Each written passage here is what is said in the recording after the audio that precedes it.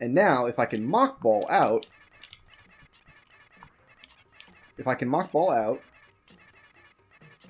I don't have to fall down the shaft. If you just roll out regularly, you gotta fall all the way down the shaft and wall jump back up. There's just no space to get across again.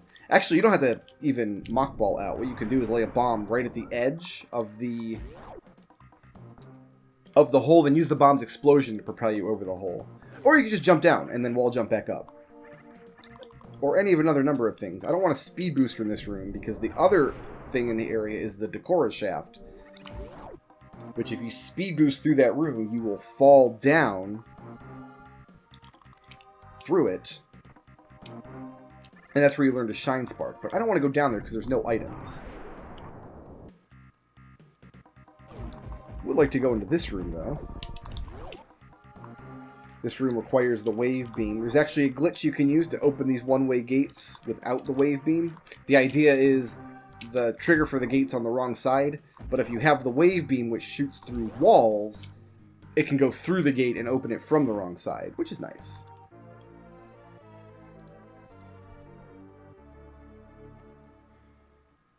But there is a glitch you can use by shooting a super missile at a precise part in the room at the precise angle to get in here earlier. If you really want this energy tank a little earlier and you've got the super missiles to spare, it's probably not even that difficult. I know that there's a setup for it. I'm just not versed in how to do it. Now we need to actually go back up here.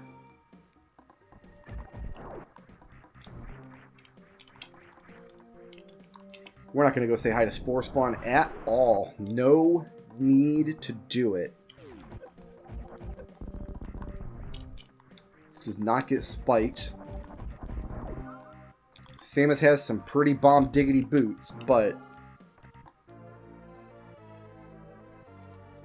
the spikes still go right through them. There are some items that I still could get on this pass, but I'm not going to because they're just really, really annoying. If you're familiar with the X-ray visor, that's one of them. That's definitely something we'll just wait for space jump for.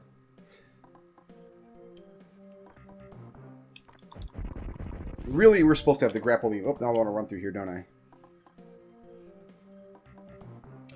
Oh, we fall down here anyway. Neat.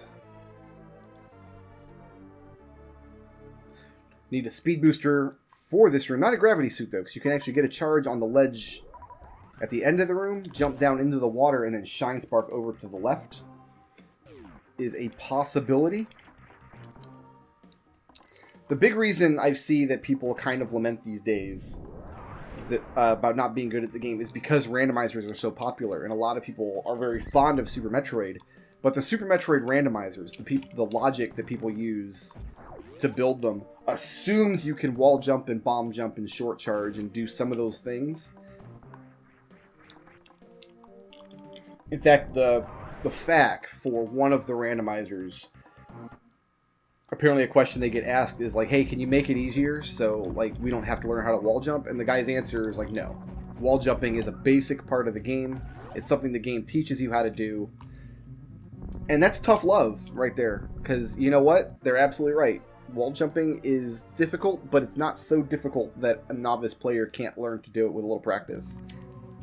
And I think I've already mentioned the level of reward you get from learning the game to that degree is astonishing. And that's one of the differences between Super Metroid and other kind of popular games that get randomized or speedrun a lot, is with Super Metroid, in a typical game you learn tricks, right? Like there's a trick in this room where if you jump into this guy at just the right angle at just the right time, he can knock you into this energy tank. And then you can get the energy tank without needing the high jump boots.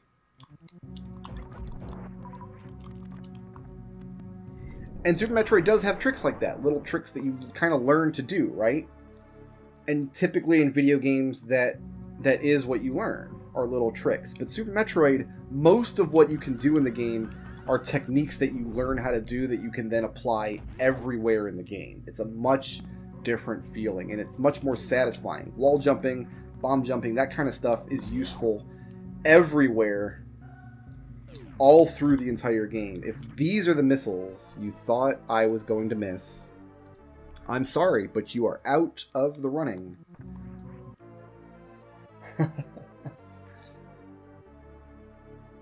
So maybe that can be your...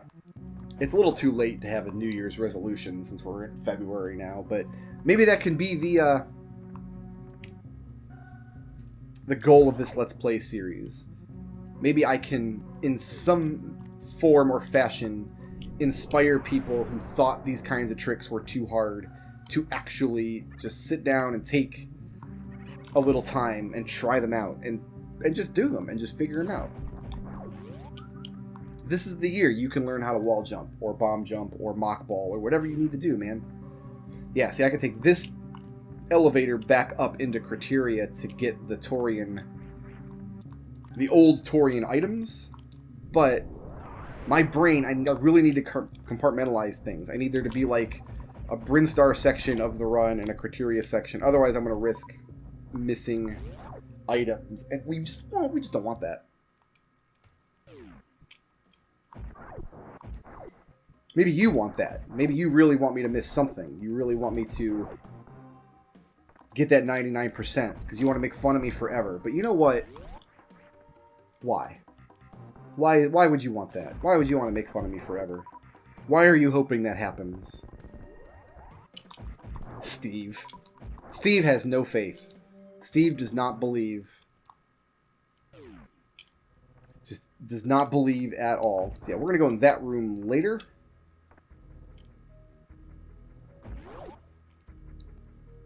We're actually coming up on another place in the game that I've seen people mention as being unfair or bad game design. And I'm not on the fence about it. I know what side of the issue I'm on because I know that what my feeling is about it and other things like it. And it's the Meridia tube right here. If you go through the wrecked ship and you get the gravity suit and you go out the back door, you enter Meridia, which is the next level we're going to do, after I do some backtracking for one single missile tank. And you end up in an area of Meridia that looks vast, and it covers a lot of ground, but then dumps you through a one-way gate back at that glass tube. And then from there, you can't get back to the place in Meridia where you were.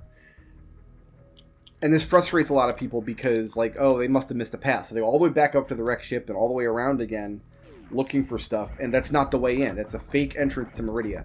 I think this is one of the coolest tricks the game pulls. You think the entrance to Meridia is the elevator outside the wrecked ship, but it's not. That's a fake entrance. And the real entrance is the glass tube. Obviously, if you've played Super Metroid before, you know you can blow up the glass tube, and that's your real entrance into Meridia. The question is that fair? Because it's an interaction. It's a little unlike anything else that you have to do in the game. There's no other part in the game that requires that kind of intuition or experimentation. But I think the game is very clever by dumping you out right in this area. So first of all, one of the rooms you reach, if you go through the back door, or the fake exit rather, go through the big fat the sandy sections of Meridia and come down, is the map room. So you can see there are rooms above and below the glass tube. And you can see them on your map. The game's not faking you out there. Those rooms are actually exist. This is the one-way door you cannot get into. If you come through the fake entrance, that's as far as you can go. The reason we're doing this is we are trying to get one of the more elusive missile tanks in the game. We're going to try and get a charge and duck just before we go through the door. I think we got it. We did. And jump from here, and we failed completely. Excellent. But third try is the charm, right? So really, I ought to just fail one more time immediately. From this direction, as long as we don't leave this room from another door, the gate will always be open to us. But if we continued in this direction, we would eventually come upon the Meridia map room, which shows you That wasn't correct. Which shows you, hey, there's rooms above and below the glass tube. Another thing that we'll actually see a little later in the run here is there's a second glass tube that's already broken. It clearly uses the same graphics. It's in a room that looks very much like the first glass tube.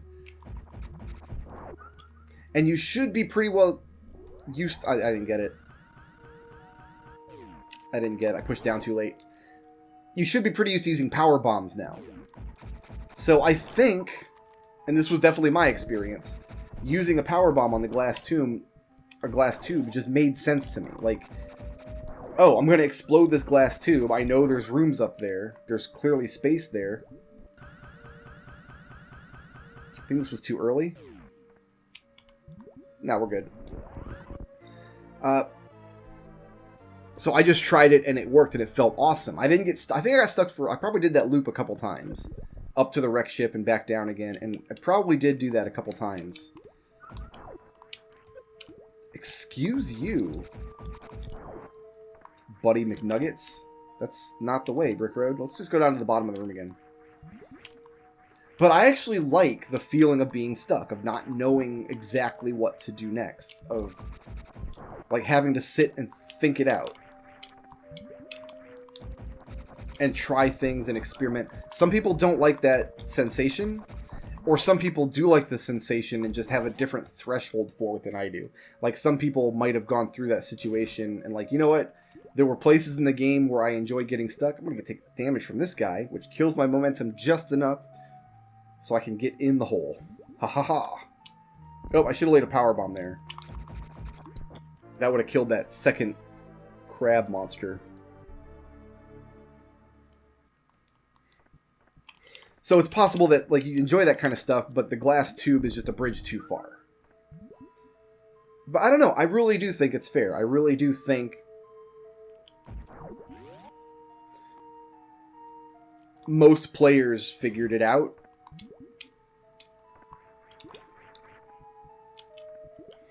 But I can see why some people think it's an edge case. And I really do like the sensation of being stuck in the game. There are 2 items in the game that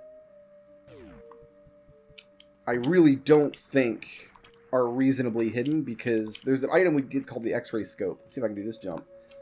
Nope. The X-ray scope will reveal hidden stuff for you. Like, it'll show you the true block types. Like, if it's a destructible block. Third try, don't worry. Third try, we'll get it. But there's 2 items. Actually, I'm only thinking of 1 now.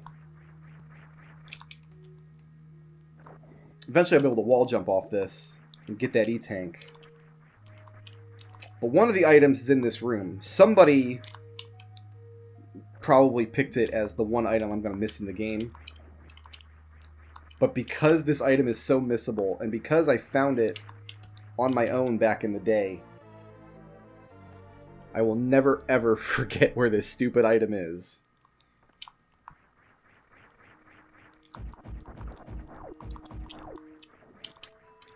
This missile pack right here. The problem is, the X-ray scope, to find items, it requires you to stand still and then kind of scan around the room. There's nowhere for you to stand and scan that wall.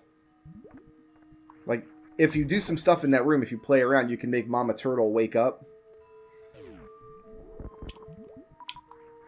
But standing on Mama Turtle, if you try to use the X-ray scope, I'm pretty sure she just damages you. Ah.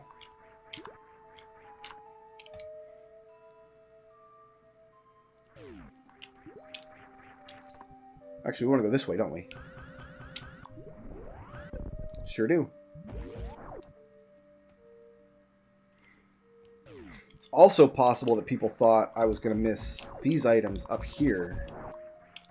But now that I've mentioned them... This is a whole section of Meridia up here. It's kind of a dead end.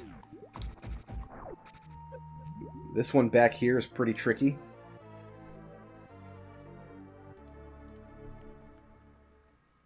But Meridia has a lot of fake outs like that. A lot of like fake areas that seemingly don't go anywhere. And it has a lot of legitimate fake areas, like areas that just really don't go anywhere. They're not useful to you at all. There's a whole section of Meridia that leads to a whole section of Criteria back behind the wrecked ship. And one of the challenges that we made for ourselves back in the day on the GameFAQs boards of finding the glitches and pushing the games to its limits was you can get into Meridia without the gravity suit. You can just skip the gravity suit. You can blow the glass tube open with power bombs.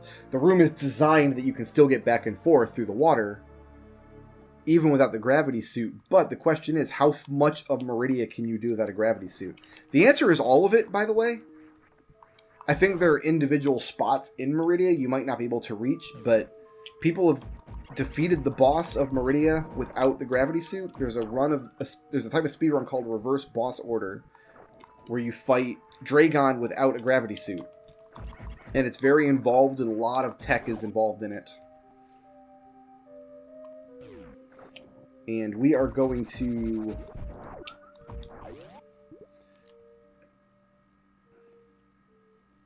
I guess we'll do the sand now. I don't want to do the sand later. Maybe we can do one sand now and one sand later.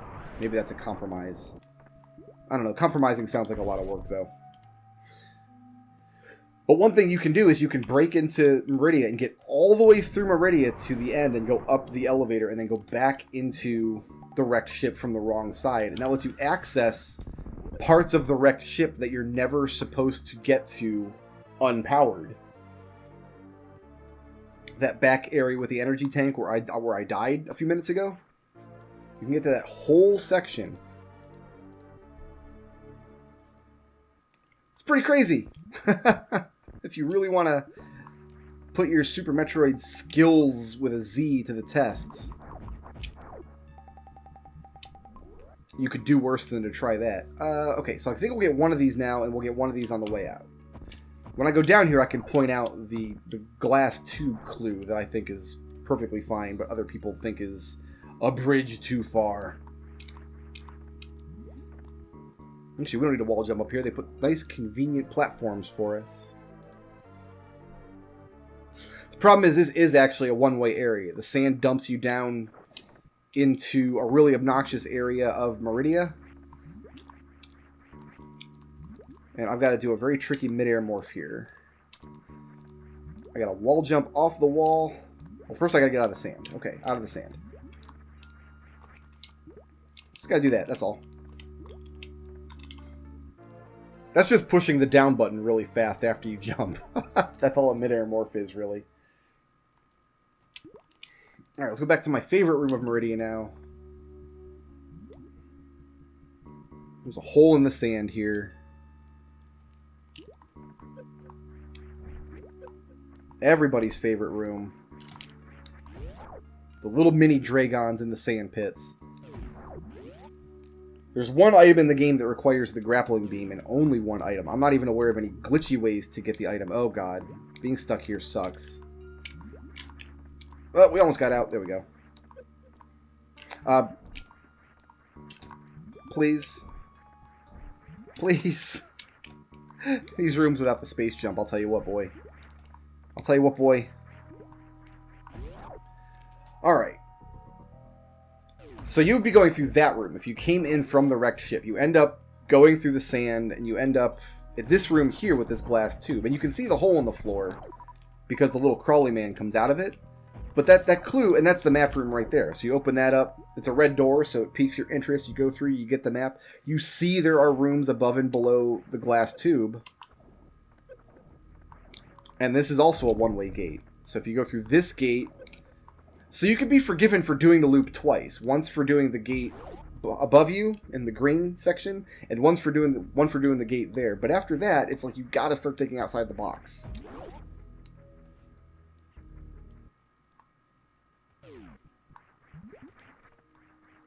We are going to have to do that whole situation again, but not just yet. We can go finish up the meat and potatoes of Meridia first.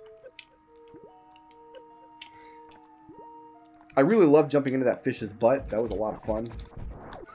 And I love how Meridia feels so different from every other section of a Metroid game up to this point. Like, Meridia... It really is another world. There's nothing else in Metroid 1 or 2 or 3 that's quite like it. Part of it's that it's underwater, part of it's that it's just really a spooky scene just in general.